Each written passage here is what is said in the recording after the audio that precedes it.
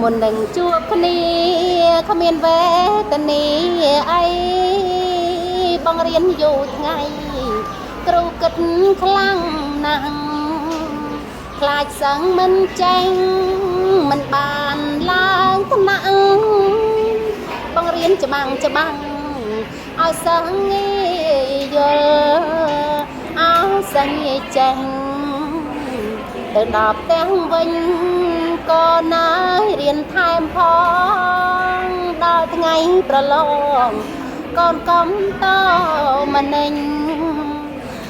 កូនចេះគឺជាប់អត់ចេះធ្លាក់វិញខាតផលចំណេញរៀនមួយឆ្នាំ